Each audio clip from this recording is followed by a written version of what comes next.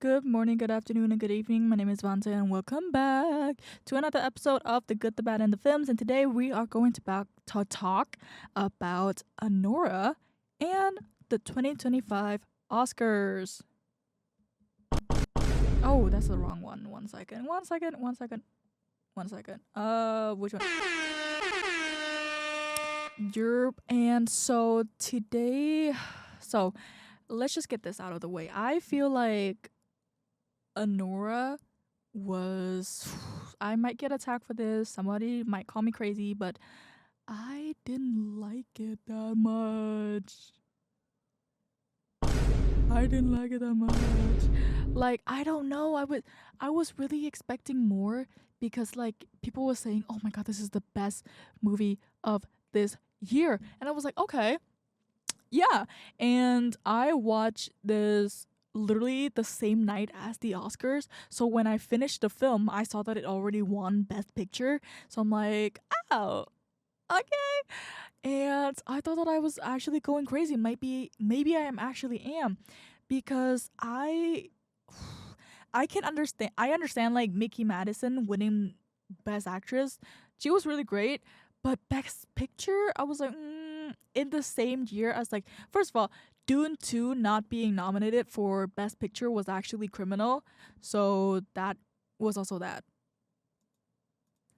But yeah, I don't know. It's just I feel like with the amount of advertisement I see from it and the amount of hype and the amount of, commentary, the amount of, just like overall opinions around it, I thought that it was gonna be something that is life changing. And obviously I'm not saying that every single film has to be that way, but for this much attention on it, this much hype on it, I was really expecting something to be like really like ooh, like bro, like blow my mind type of insane. Because my favorite best picture film of all time is hands down Parasite. And the reason why I love that so much is I know that not every film has to live up to this standard, but the reason why I like this one so much was the fact that it was so the narrative was insane. There was things constantly happening. You really don't know what is gonna show up next or what's gonna happen next, but it's just like, whoa. It's like I really didn't expect a lot of the stuff happen. That's why I love it so much. But obviously, like I'm not asking Anora to be like the same thing because not like I don't like I get that not every single film has to be like plot twist all the dang time. Like that would be boring, right? So yeah, but the thing is, okay, my biggest issue with Anora was that they spent and spoiler alert for anybody who haven't watched Anora, I think you should, especially considering this was like it won Best Picture. You definitely should watch it just to see why it is Best Picture. Yeah, and for me, my biggest issue was that they focused so much on other characters. They focused so much on Ivan, is that what's his name? Wait, no, that's not Ivan. Ivan was the actor's name, but they focus so much on the rich guy, like the rich character. Let me just pull up Letterbox real quick. Let me um one second. They focus so much on Ivan. Oh, so I was correct. They focus so much on Ivan and his disappearance. So imagine a not imagine it is a 2 hour and 2.5 hour film, and one third, or dare I say, like almost half of the film, all of the other characters are running around the city trying to find where this guy is. And when I tell you that they literally and they go to each of the specific places that were mentioned, they did that. And it's not like a montage. It was actually like we are following them to each of these location and we staying there for like a good few seconds, like longer than even like minutes of that. And I was like, oh my god, like I get it. We want to try to find this guy, but at the same time, like I feel like this could be made shorter. I feel like this could be made into like a little montage or something just to express that oh my god, they're spending so much time. They're spending the entire night just to find this guy. I don't like we are forced to follow them finding out where Yvonne is, and I feel like instead of that, they could use a lot of their time to develop, or not to develop, but to show us more of Anora as a character. Because other than her name and her occupation, I really can't tell you much about her.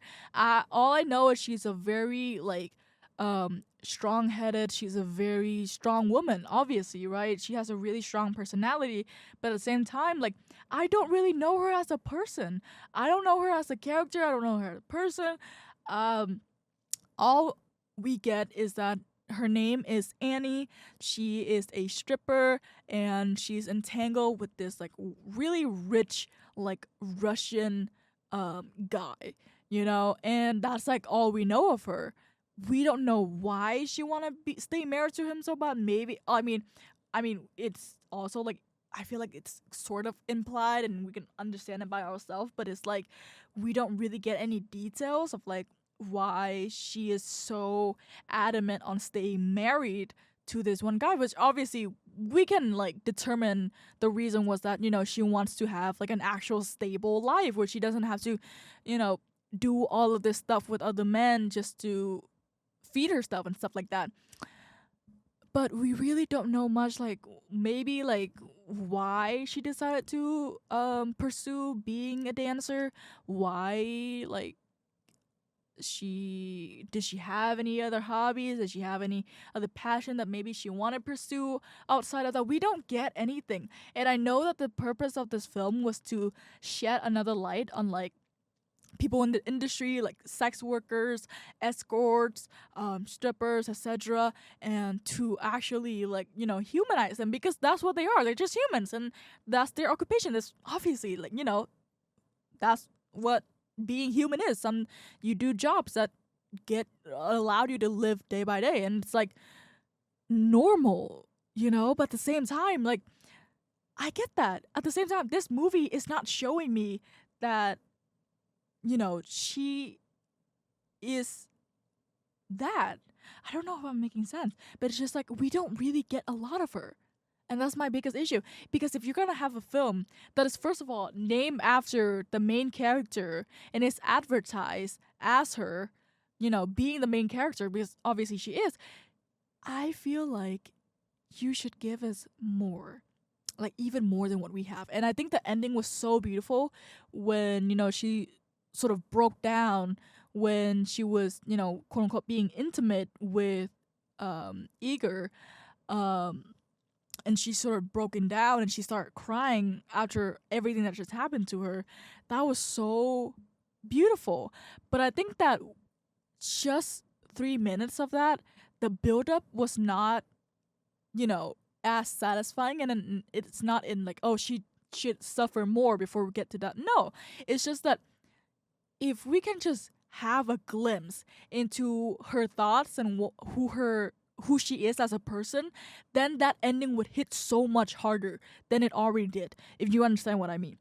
Because it clearly shows that, you know, because Igor was the like the only one who, you know, actually helped her and was never like quote unquote demeaning. I mean, some of the stuff he did was actually really demeaning, but he wasn't as bad as the other one, which that says a lot. Like the standards on the floor, but he was basically really helpful towards her, and all she know how to repay people is through sex, and that's why she initiated that. But then, you know, obviously when he went for a kiss, she immediately pushed him away because that's not what she's used to. She's not used to actual genuine intimacy. She considers sex as a way of repaying someone, as a form of like transaction, because, you know, that's because that's literally the field of work that she's in, you know. And she never expect intimacy, and that's why, you know, she immediately slaps him and push him away, which I think is such a powerful scene, because it shows us that she has never experienced anything like this, so she's not used to it. She doesn't know how to quote unquote properly react to it. That's why she pushed him away. And I think it's great, but at the same time, I feel like if we if you would have showed us a little bit more of that before, I'd be like, holy cow, this is like, this hits really hard. Maybe just something from her past, whatever. Then I would feel like, whoa, this is an amazing ending. Not that, trying to discredit it in the first place, but I if we would have seen more of her, like I said, we spent so much time on Ivan and his family and whatever, which I'm like, I don't love it. I don't love that. Like I get it, but at the same time, I don't love that. It's a film that is 2 hour again, 2.5 hour. So much time to develop characters. Instead, we are running around Brooklyn, we are running around New York trying to find this rich guy. And then before that was like a bunch of montage of them having fun, a lot of like intimate scenes and just like overall partying and stuff like that, which it's a really good setup for Ivan's behavior. I totally get that, but at the same time, like at least half of the montage of searching for him could be cut and be used towards Annie, because I feel like even if she was the main character, the focus was not on her too much. And obviously, I am very welcome for people to disagree with me and say that no, you're actually wrong. But I could okay. Here's what I also understand from the film is that I can understand why it could be purposeful for the director like Sean Baker to not show us much of her, because that's sort of like a reflection to reality that we don't usually consider or taken into account people working within like this type of industry, which that sort of makes sense because a lot of the times people would quickly jump to conclusion without you know learning anything about sex workers or escorts or anybody in a similar line of business. So I would see why it is purposeful to not give us much of her as a character, because she is overlooked, much like because it then shows like, okay, we're purposely making her overlooked because that how they treat people like her in real life, which I'm like, okay, that totally makes sense, that's fair.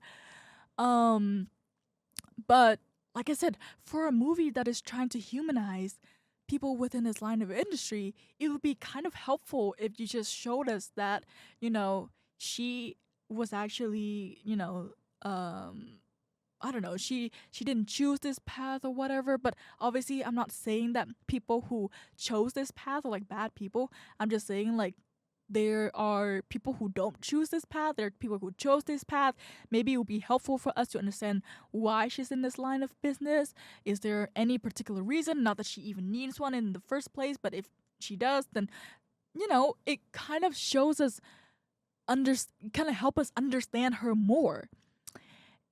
Yeah, because like as a character, you would want to like understand her. You would want to somehow find a piece of yourself in her, a piece of her in you, right? You would want to sort of have this connection to the character, especially if she's the main character and the film is named after her. So I didn't really get any of that with Annie. Um, Maybe it's done on purpose. I'm not really sure. Maybe I'm just kind of crazy and I jumped to conclusion too fast and I didn't appreciate this film enough. But everybody around me seems to love it. Two of my friends who I know, one of them through a film club and the other one through a film class, both of them rated it really high on Letterboxd. And I immediately after watching it and seeing that it won Best Picture, I was like, am I tweaking? I feel like I'm low-key going crazy because everybody else loves it. Why didn't I love it, Um so I don't know. Maybe it's a me thing. Maybe I need to rewatch it. Maybe I'm seeing something that others don't. But I don't know. I just wanted a little bit more from that. And yeah. And for like the actual Oscar, I feel like a lot of the films in 2024 were snubbed. First of all, I'm gonna die on this hill. Dune 2 not being nominated for Best Picture was a crime. that was absolutely criminal. The fact that they did not put Dune 2 for a nomination for Best Picture. Like, that is absolutely crazy. I think it only won, like, something with sound designing. I think it won sound, which I'm like, okay, sure. But when I saw Dune 2 for the first time last year, I was like, this has to be a huge hit. Like, this is gonna be sweeping the Oscar, but it turns out it did the complete opposite. And I was ranting about it to my media teacher, my high school media teacher, who was also like huge on film. And he was like, well, timing is very important because Dune 2 came out literally like the first few months of 2024. It was like literally a year ago. So it kind of makes sense for people to quote unquote like forget about it, because then after that immediately you have so many other good films later in the year. So obviously Dune 2 is going to be a lot less remember and a lot less quote unquote recognized. So I was like, okay, you know what, that kind of makes sense. But now I'm just hoping that okay, Dune 3 is absolutely gonna sweep, as well as Wicked, the second Wicked, because I don't know how Emilia Perez won over Wicked. I have seen like the song and I kind of understand why it won, but at the same time, like, if we, because I also heard that they used AI in Emilia Perez to write the songs. So I'm like a little bit iffy about that. You know, like AI is obviously such a big conversation and so much talk around it, because obviously I feel like it's a common agreement. It is a natural agreement that we should not use our AI in like any sort of art form.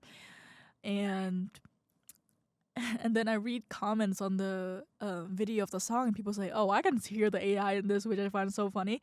And I was like, okay, well, the meaning of the song, I can understand why it won, but in terms of like popularity, in terms of like Ariana's and Cynthia ability to sing live while filming, and like their pure talent, I was like, I feel like that should have been also recognized, you know? So yeah, that's just my thought. But then what was I gonna say? But then you also have other usage of AI, like The Brutalist, which I haven't watched it. I know it's like 4 hours long, 3 4 hours long. Haven't watched it.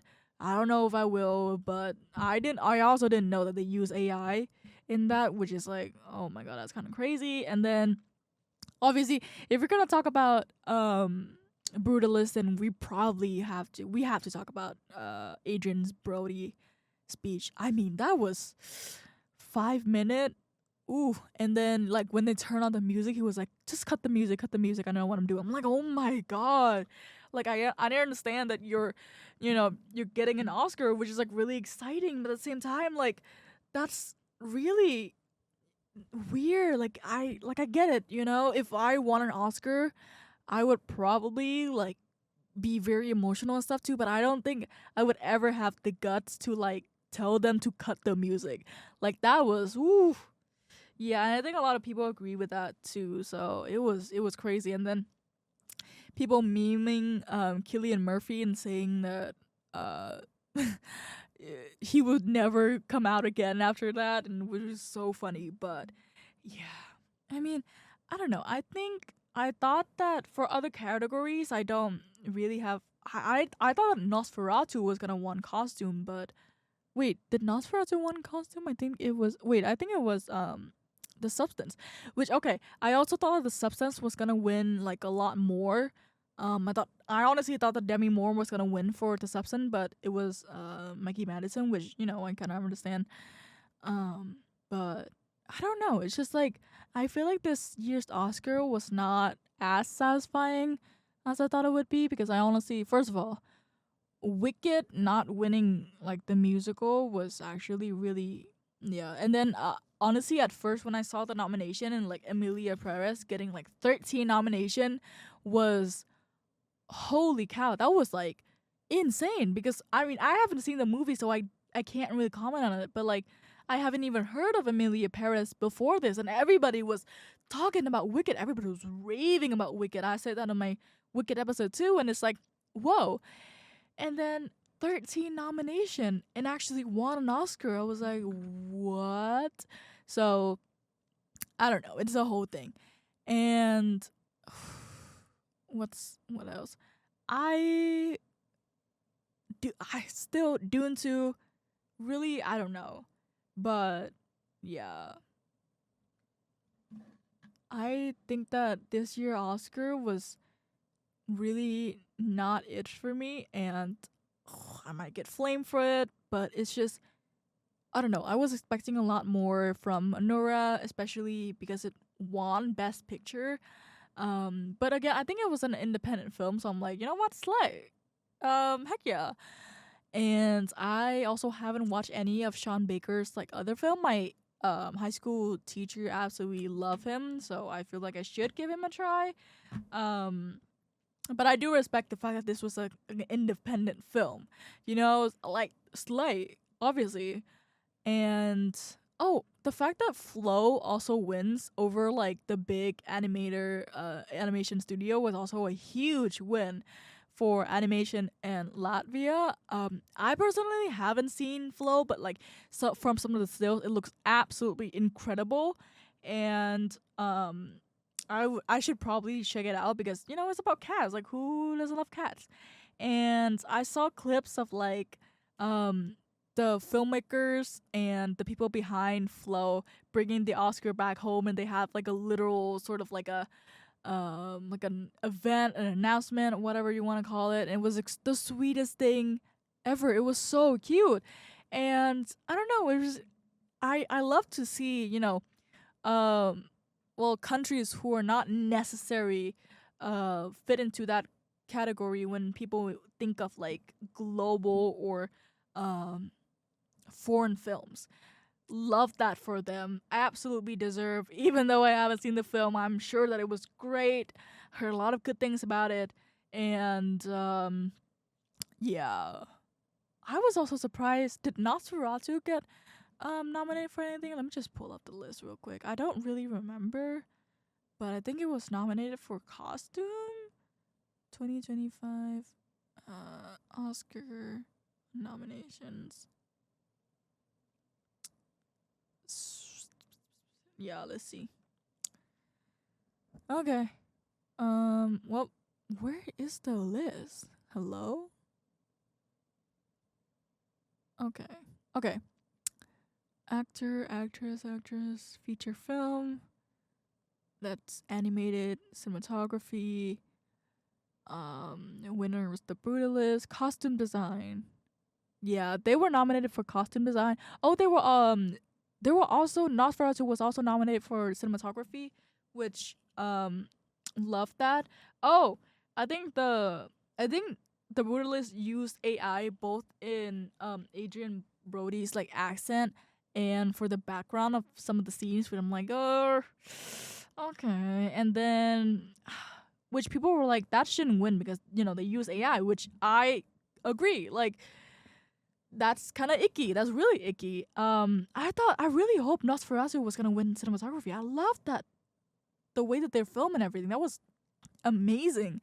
Dune 2 also being nominated. I would have been happy with Dune or Nosferatu. Amazing costume design. It was wicked, which you know what? Yeah, I agree with that.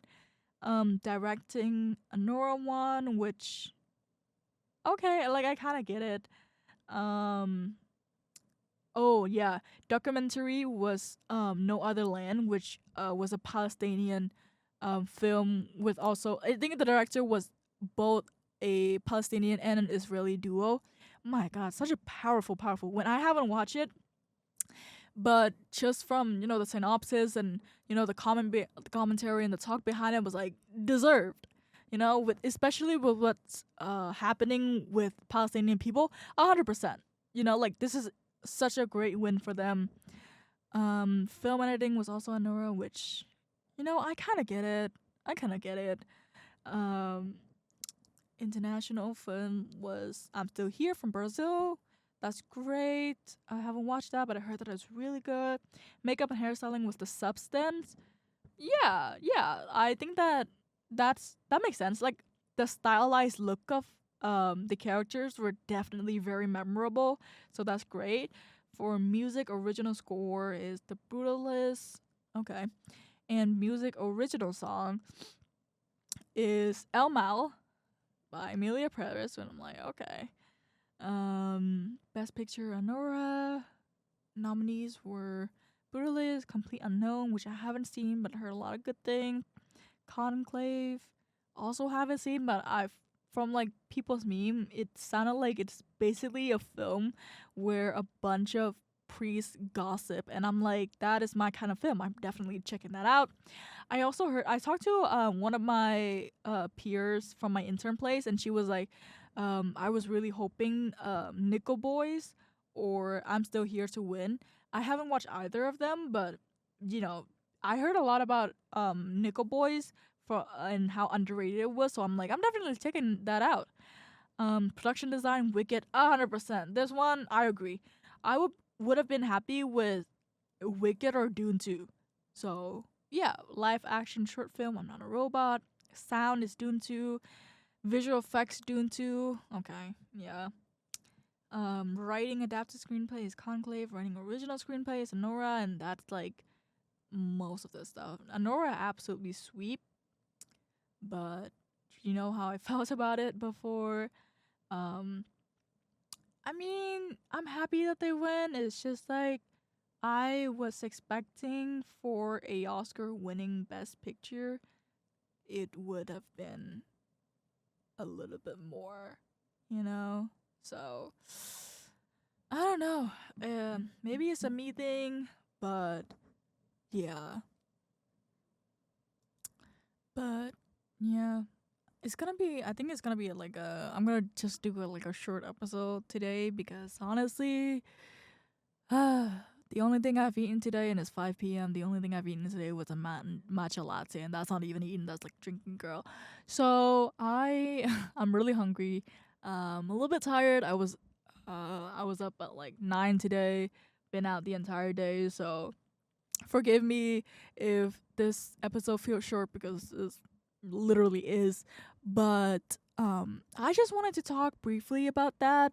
Um, other than that, I don't really have any other comments. I think I already said what I wanted to say. So yeah, I hope you guys enjoyed this episode, and I'll see you guys in the next one. Next one. Bye guys, stay safe. Episode, and I'll see you guys in the next one. Next one. Bye guys, stay safe.